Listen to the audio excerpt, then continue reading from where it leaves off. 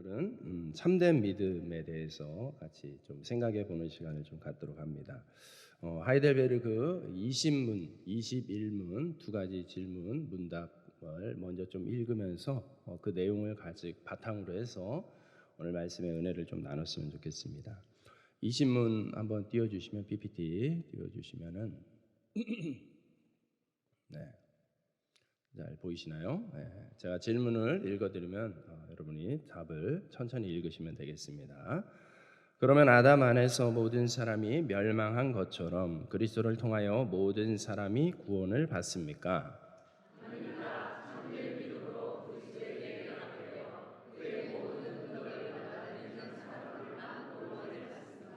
네. 21문 참된 믿음이란 무엇입니까?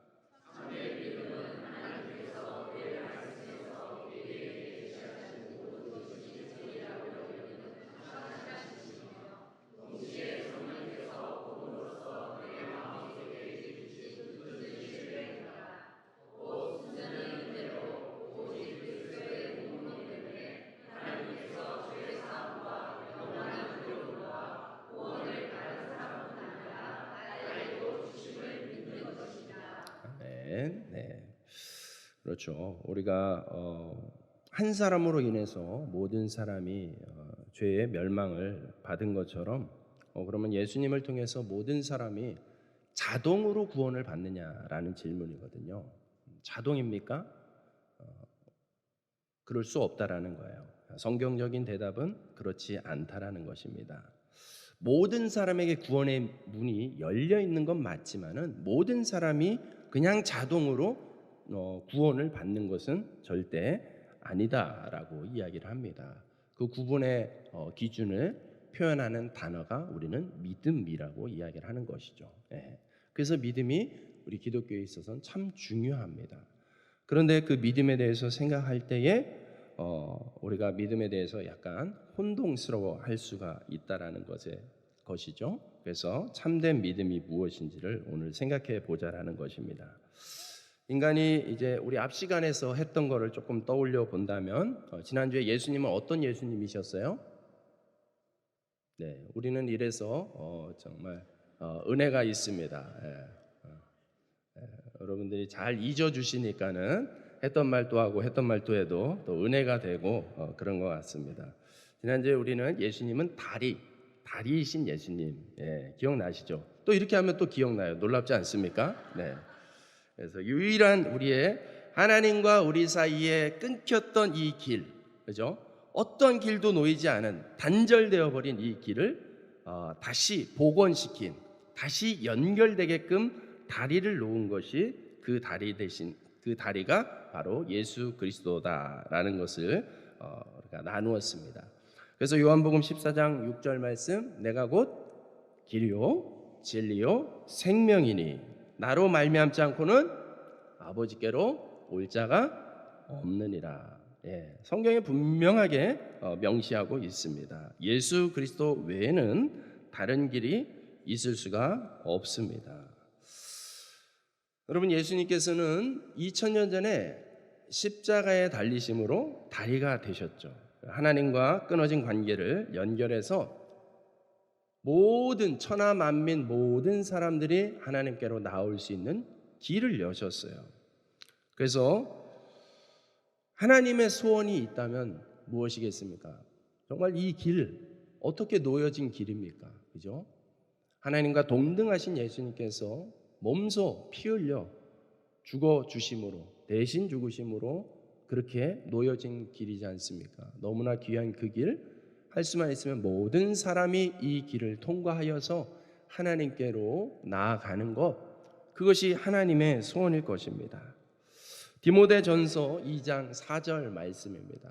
우리 한번 같이 읽겠습니다. 시작.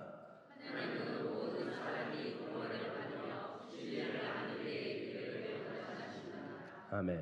그죠? 하나님의 분명한 소원이에요. 하나님은 정말 원하셨어요. 모든 사람이 구원받기를 원하시는 것이죠. 또 이사야 45장 22절 말씀입니다. 한 번 더 같이 읽겠습니다. 시작.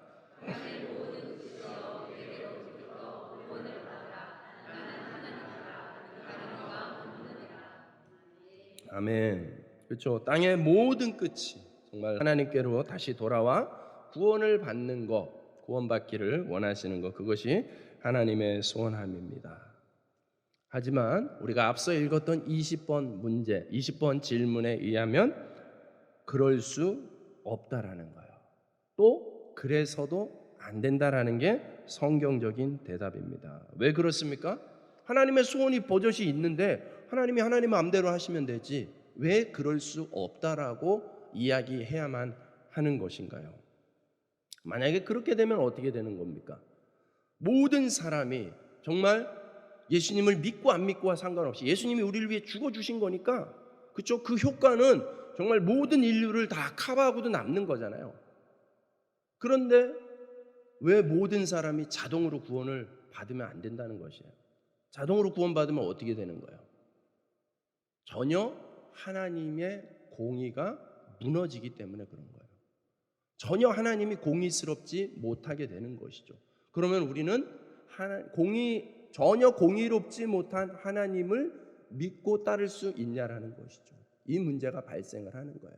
그렇기 때문에 하나님은 모든 사람을 구원하고 싶지만 모든 사람이 자동으로 구원받을 수 없다라는 거예요. 그 기준을, 그 구분선을 만들기 위해서 믿음이라는 것이 작동할 수밖에 없는 것입니다. 그래서 성경이 이야기하고 있는 하나님의 진정한 구원의 은혜를 누리는 사람들의 모습은 어떤 것이냐? 요한복음 3장 16절 말씀입니다. 한번 같이 읽겠습니다. 시작.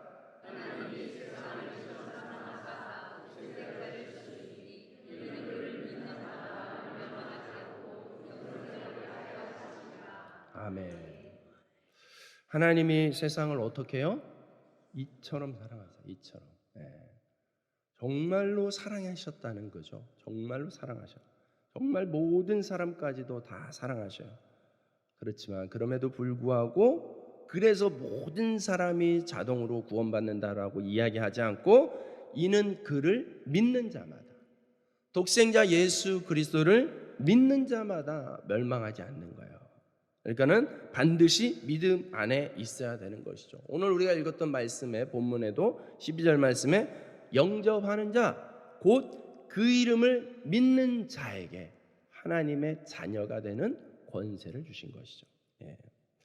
여러분 2000년 전에 일어난 이 역사적 사실을 나의 주관적인, 나의 개인적인 사실로 인식하고 받아들이는 사람에게만 바로 하나님의 자녀가 되는 권세가, 은혜가 주어진 줄로 믿습니다. 여러분 이 진정한 구원에 이르는 이 참된 믿음에 대하여서 여러분 두 가지의 조건이 붙는 것을 볼 수가 있습니다. 21번 질문을 보면은요, 두 가지의 조건이 무엇이냐면 객관적인 진리에 대한 바른 지식이 있어야 된다는 거예요. 그러니까 믿음에 대해서 명확하게 알고 있어야 된다는 거예요. 이 명확하게 알지 못한 채 믿는 거 그거 바르지 않다라는 거예요. 그래서 바르게 복음에 대하여 믿음에 대하여 명확하게 바르게 알아야 된다라는 것이죠. 그리고 그것을 내 것으로 받아들이는 이 개인적인 신뢰, 그죠? 하나님과의 인격적인 진정한 만남, 그것이 있어야 되는 것이죠. 다른 말로 하면은 회심일 수도 있고요, 영접일 수도 있고요, 그런 거죠. 그것이 분명하냐라는 거예요. 그러므로 여러분 두 가지를 스스로에게 점검해 보셔야 돼요. 그냥 분위기에 휩쓸려서 교회에 출석하고 있으니까 우리 교회 등록했으니까 나 자동으로 천국 가는 거지. 저도 그러면 좋겠어요. 우리 교회 이렇게 등록되어 있는 분들, 교적에 기록한 분들 보니까 400명 넘게 지금 기록을 하고 있는데 이분들 다 천국 가면 얼마나 좋습니까? 하지만 그게 조건이 아니라는 거예요. 물론 우리 교회에 이렇게 등록되는 것만 해도 귀한 은혜이고 영광인 줄로 믿습니다. 그렇지만 성경적인 정확한 대답은 그건 조건일 수 없다라는 거예요. 바르게 알아야 되는 것이고 정말 개인적으로 분명한 회심, 예수님을 영접함이 있어야 되는 거예요. 그래서 오늘 우리가 그 믿음에 대하여서 조금은 오해하거나 막연해하는 부분들에 대해서 조금은 걸러내기 위한 믿음에 대한 오해에 대한 흔히 가지고 있는 오해에 대한 부분들을 조금만 살펴보려고 합니다. 첫 번째로 생각할 것은 맹목적인 믿음입니다. 잘못된 믿음은 맹목적인 믿음이에요. 여러분, 무엇을 믿든지 진실하게, 아주 독실하게 믿으면 다 해결이 될까요? 네. 이렇게 뭐 헷갈려 하는 건 아니죠. 그냥 이게 대답하기 조금 귀찮아서 그러신 거죠. 네. 제가 좀 더 분발하도록 하겠습니다. 네. 그렇죠. 여러분, 정말 열심히 믿는 거, 그게 조건이 되면, 그것을 놓고 본다면 여러분, 기독교만 열심히 믿는 게 아니에요. 저는요, 정말 터키에서 지냈던 그 시간들이 너무 귀한 경험인데, 여러분, 이 무슬림들이요, 열심으로 치자면 기독교는 정말 애들 장난이에요. 무슬림들이 얼마나 그 종교성을 가지고 얼마나 열심히 신앙생활 하는지 몰라요.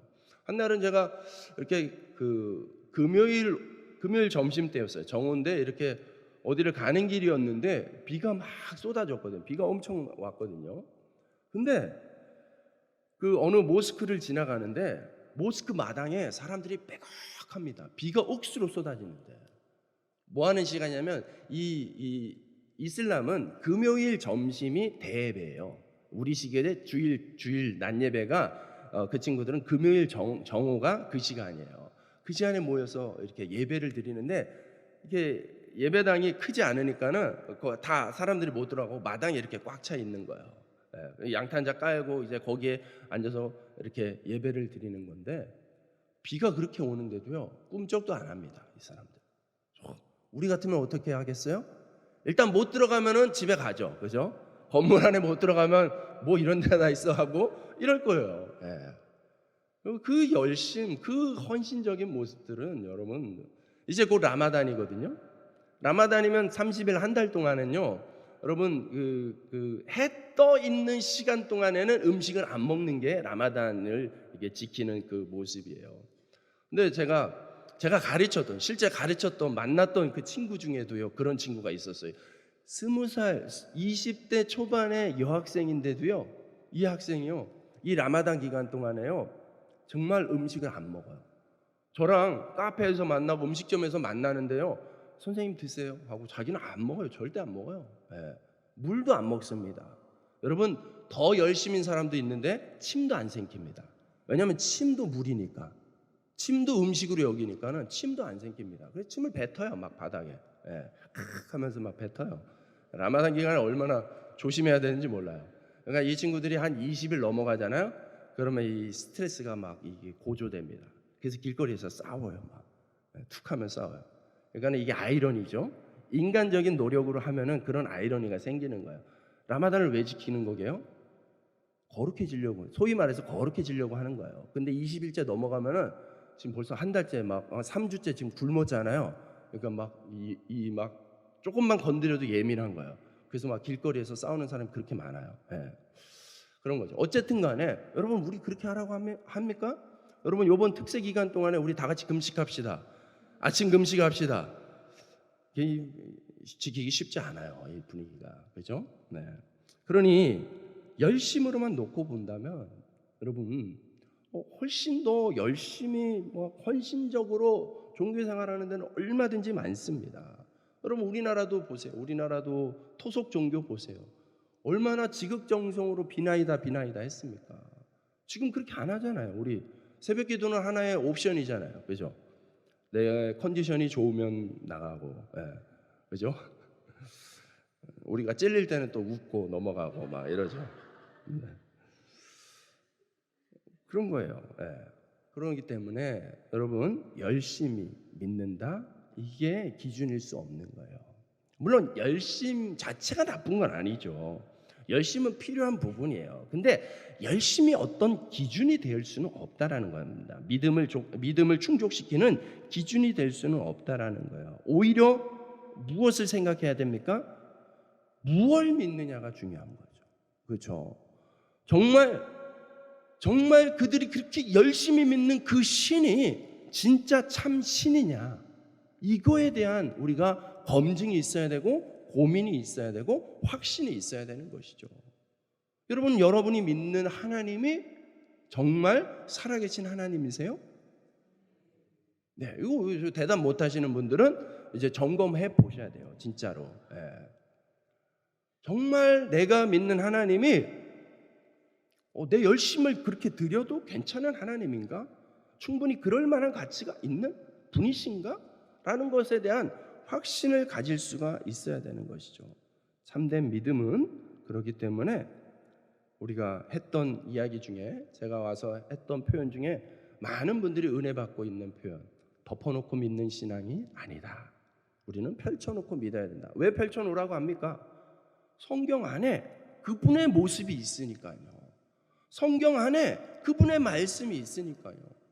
도대체 그분이 뭘 얘기하고 있는지, 그분이 우리에게 원하시는 게 무엇인지, 그분의 꿈이 무엇이고 그분이 우리에게 전하고자 하는 것이 무엇인지, 우리는 도대체 무엇을 위해서 이렇게 종교 생활을 하고 있는지, 신앙 생활을 하고 있는지 알아야 될 거 아닙니까? 그렇기 때문에 여러분, 맹목적인 것이 아니라 알고 확신 가운데 믿는 신앙이 참된 믿음이 되는 줄로 믿습니다. 두 번째 오해가 지식적인 믿음이에요. 지식적인. 역사적인 믿음이라고도 이야기할 수 있습니다. 여러분 어떻습니까? 우리나라에 정말 존경스러운 인물, 훌륭한 인물 중에 빼놓을 수 없는 분이 누가 있습니까? 이순신 장군. 그죠? 이순신 장군님이 아니었으면은 여러분 우리나라는 더 비참해졌을지도 몰라요. 그렇죠? 그런데 여러분, 이순신 장군님은 분명히 실존했던 인물이지요. 의심하십니까? 분명히 실존하셨던 인물이에요. 그분의 흔적들, 역사적인 자료들, 객관적인 자료들 얼마나 많이 있습니까? 그런데 여러분, 힘들고 어려울 때 이순신 장군에게 우리가 도와달라고 빕니까? 그럴 수 없죠. 아무 의미가 없죠. 왜냐하면 그분은 이미 죽고 없는 존재이기 때문에 그런 것이죠. 네, 여러분 마찬가지예요. 그런 이순신 장군이 정말 실제했고 훌륭한 분이구나라는 그 지식은 우리의 구원에 아무런 작용을 미치지 못하는 거예요. 마찬가지예요. 근데 이것이 비단 기독교 외적인 부분뿐만 아니라 내적인 부분 안에서도 마찬가지예요. 예수님이 나를 위해서 십자가에서 죽으시고 구원을 이루셨다라는 것이 지식으로만 머문다면 여러분 구원받지 못하는 거예요. 그것이, 그 믿음이, 그 고백이 삶의 실제가 되어야 되는 것이죠.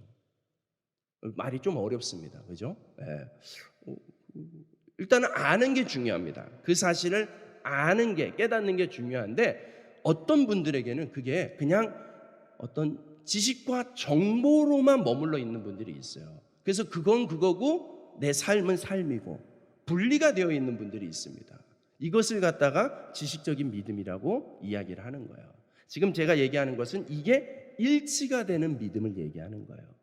믿음과, 믿음의 그 어떤 내용과 내 삶이 직접적인 연관이 있어야 되는 것이죠. 그렇기 때문에 여러분, 사도 바울의 귀한 고백을 생각해 보십시오. 바울은 날마다 뭐합니까? 죽습니다. 날마다 죽는데요. 뭐에 대해서 죽는다는 얘기일까요? 죄성에 대해서 죽는 것이죠. 왜 죽는다고 이야기할까요? 왜 죽어야만 할까요?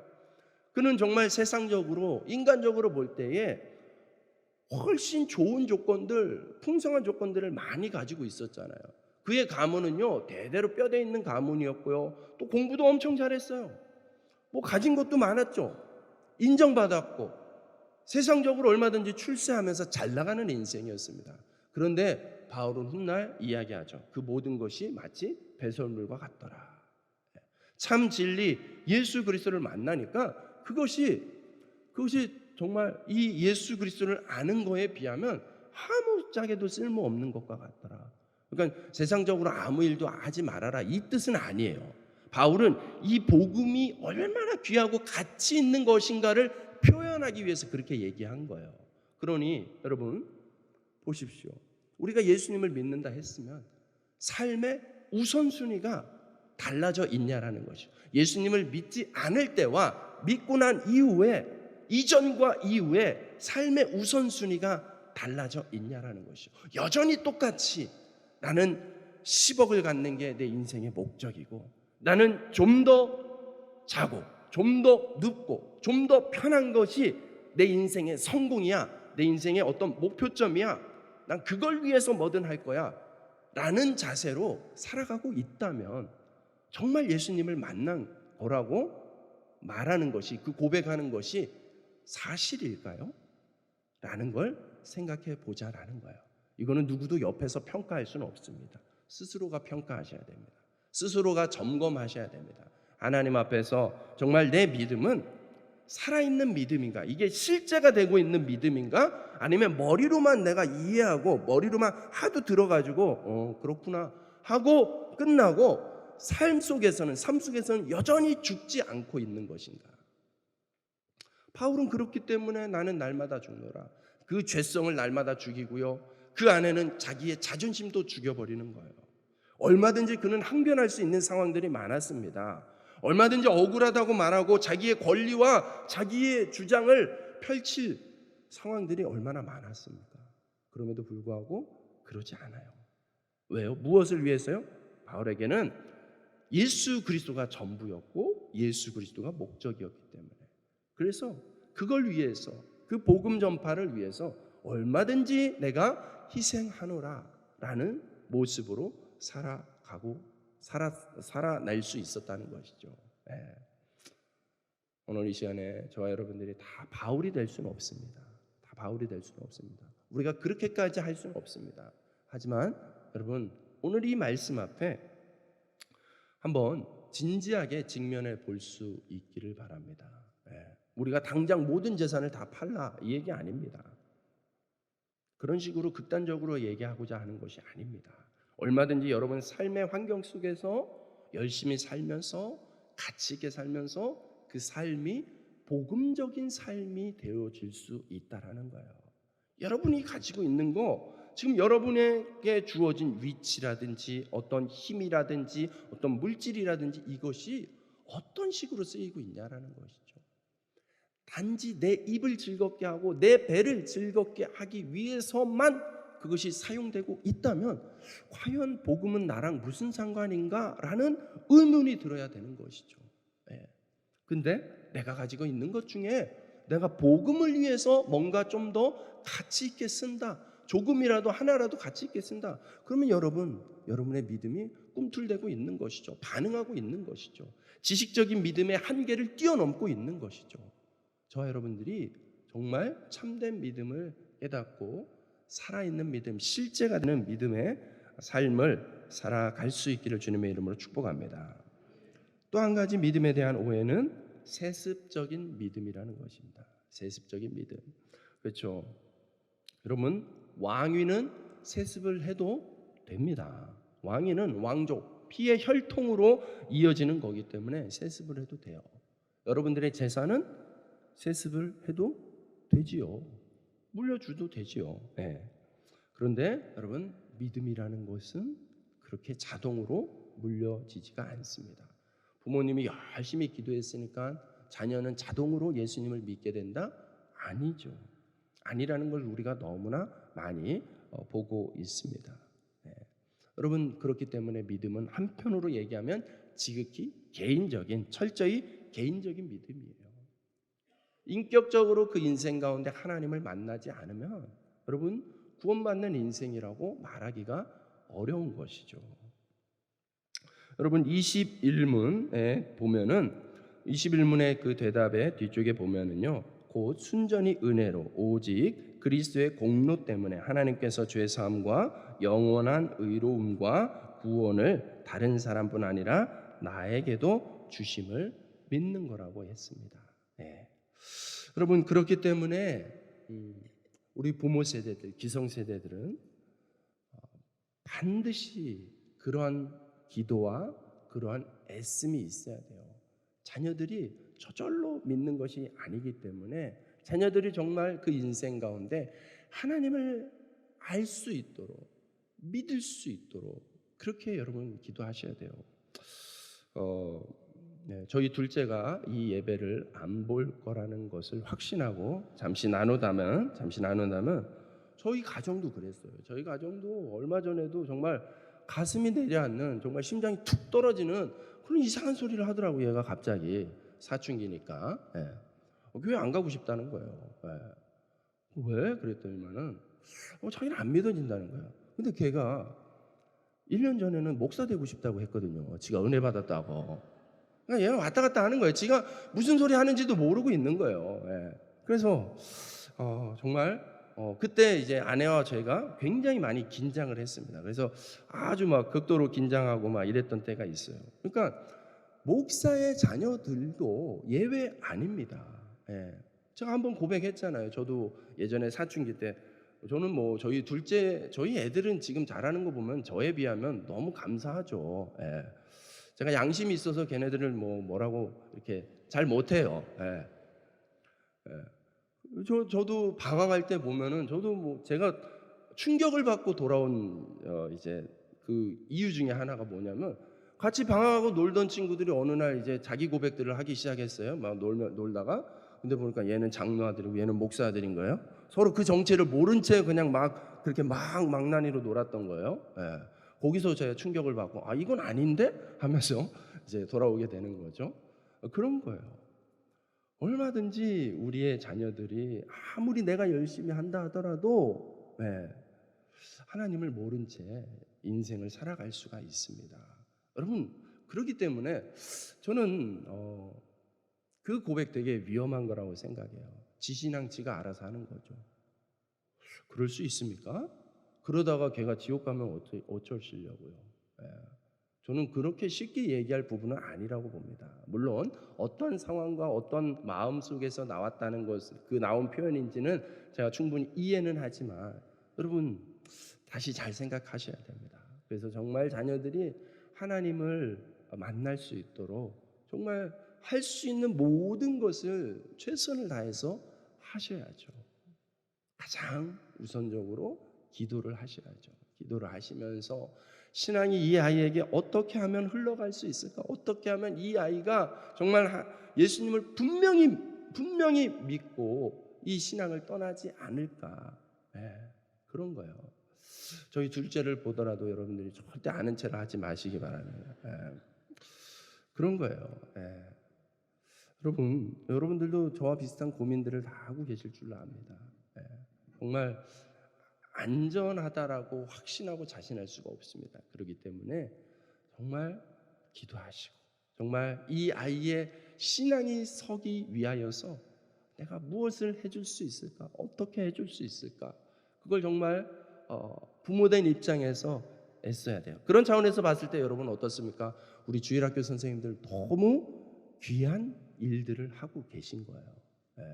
우리 주일학교 선생님들 위해서 한번 박수 한번 보낼까요?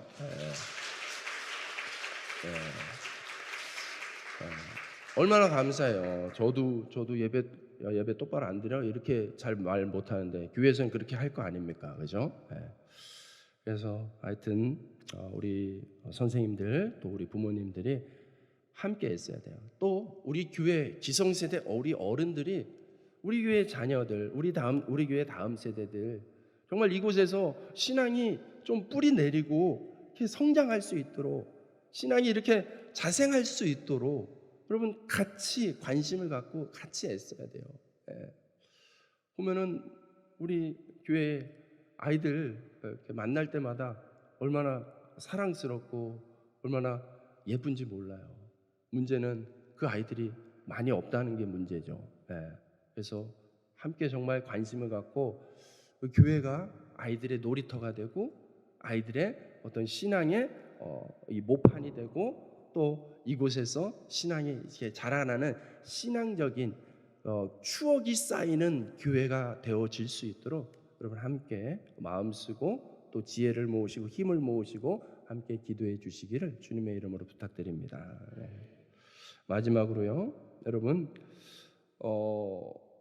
앞에 얘기랑 조금 이렇게 구분해서 들으셔야 되는데 믿음에 대한 또 다른 오해가 마지막으로 개별적인 믿음이라는 것이에요. 개별적인 믿음. 앞에서는 분명히 개인적으로 예수님을 믿어야 된다, 만나야 된다, 인격적으로 만나야 된다 이렇게 이야기했는데 지금은 개별적인 믿음이 잘못된 믿음이다라고 얘기하니까 좀 혼란스러울 수 있는데 구분해서 들으시기 바랍니다. 여기서 말하는 개별적인 믿음은 조금 다르게 표현하자면 개인주의적인 믿음을 얘기하는 거예요. 개인주의적인 믿음. 여러분 신앙생활은 어떻습니까? 신앙생활은 혼자 하는 것이 절대 아니에요. 예. 특별히 이제 이 코로나라는 특별한 시간을 지나면서 간혹 이런 분들이 있죠. 꼭 교회 가야 되냐? 안 가도 된다. 유튜브 틀어놓고도 얼마든지 오늘은 사랑의 교회, 내일은 온누리 교회 이런 데서 예배드릴 수 있다. 이렇게 생각하는 젊은 세대들이 상당히 많습니다. 실제로 많습니다. 예. 여러분 정말 바르게 신앙생활 하는 걸까요? 우리 조금만 진지하게 생각해 보면 그게 건강할 수 없다라는 것에 대해서 충분히 우리는 알 수 있습니다. 깨달을 수 있습니다. 다만 현실과 상황 속에 내가 스스로 타협하고 모른 척하면서 그런 길을 환경을 택하고 있는 것은 아닌지, 만약에 그런 분이 계시다면 여러분 다시 한번 힘을 낼 수 있기 바랍니다. 신앙생활은 혼자 하는 것이 아니라 공동체적으로 같이 해야 되는 거예요. 혼자서는 얼마든지 넘어질 수 있고 쓰러질 수 있습니다. 그때 누가 일으켜 줍니까? 그때 누가 도와줍니까? 물론 성령님이 와서 도와주죠. 근데 성령님이 어떻게 도와주겠습니까? 성령님이 믿는 사람을 통해서 도와주는 거예요. 그렇기 때문에 혼자 신앙생활하는 게 아니에요. 우리는 공동체로 함께 하는 것입니다. 그럼 사진 하나 보여주시면 여러분 저게 이제 레드우드라는 지역입니다. 미국의 캘리포니아 지역에 가면은 저런 숲이 있어요. 저런 아름드리 나무가 사람이 이렇게 양팔을 벌리고 있는데도요, 뭐 한 10분의 1도 이렇게 감싸지 못합니다. 그런 엄청난 나무가 있습니다. 저게 다 자라면은요, 높게 자라는 건 100m 넘게 자라요. 나무가. 그러니까 뭐 어마어마한 곳이죠. 저도 꼭 한번 살아생전에 가보고 싶네요. 네. 근데 이제 저런 그 나무가 있는데 숲을 이룹니다. 근데요, 놀랍게도요, 여러분 지상으로 100m가 건강하게 이 나무가 똑바로 서 있으려면 뿌리는 얼마나 깊어야 되겠습니까? 적어도 한 50m는 내려가야 되지 않을까요? 뿌리가? 근데요, 놀랍게도 저 숲의 나무들은요, 뿌리가 그렇게 깊지 않습니다. 뿌리가 한 3m, 4m밖에 안 됩니다. 왜 그럴까요? 저 지역의 그 토양이 그래요. 토양이 밑으로 가면 다 안반이에요. 그래서 뿌리가 더 이상 내릴 수가 없어요. 근데 그 짧은 뿌리를 내리고도 어떻게 그렇게 높게 나무가 서고 그렇게 웅장하게 서서 버틸 수 있는가 봤더니만, 학자들이 연구해 봤더니만, 여러분 저 나무의 뿌리가요, 그냥 이렇게 독립적으로 있는 게 아니라 서로가 서로를 이렇게 묶고 있는 거예요. 그렇기 때문에 튼튼합니다. 그렇기 때문에 비바람, 태풍이 몰아쳐도요, 저 나무들이 버틸 수 있는 거예요. 설 수 있는 거예요. 여러분 신앙생활은 마치 이와 같다라는 것입니다. 마치 레드우드 숲처럼 여러분 우리의 신앙은요, 혼자서는 높게 자랄 수도 없어요. 제대로 설 수도 없습니다. 비바람 안 맞고 어떻게 자랄 수가 있습니까? 반드시 비바람을 만나게 돼 있습니다. 그때 혼자라면 쓰러질 거예요. 넘어질 거예요. 누가 일으켜 줍니까? 혼자일 땐 그럴 수 없습니다. 하지만 교회라는 공동체가, 여러분의 목장 공동체가 서로 저 나무의 뿌리처럼 서로 연결되어 있다면, 서로 묶여져 있다면 함께 지탱해 주고 함께 일으켜 주면서 건강한 숲을 이루게 될 것입니다. 저는 우리 교회를 향해서 또 우리 목장을 향해서 가지고 있는 소원이, 가지고 있는 그림이 바로 이 숲입니다. 숲. 건강한 숲을 이루는 것, 신앙의 숲을 이루는 것, 믿음의 숲을 이루는 것입니다. 여러분 기억하시면 좋겠습니다. 신앙생활은 결코 혼자 하는 것이구나. 혼자 하는 것이 아니구나. 함께 하는 것이구나. 네. 우리 옆에 계신 분들에게 이렇게 악수하면 어떨까요? 손목 악수예요. 네, 손목 악수예요. 한번 우리 옆에 이렇게 할 수 있는 분들이 있으면 한번 잡아보세요. 누구 하나가 놔보세요. 한쪽이 놔보세요. 같이 놓지 말고. 그렇죠. 예. 여러분 어떻습니까? 비록 어느 한쪽이 손을 놓더라도 한쪽이 붙잡고 있으면은 연결되어 있는 것이죠. 여러분 우리 그리스도인들의 악수법은 이겁니다. 예.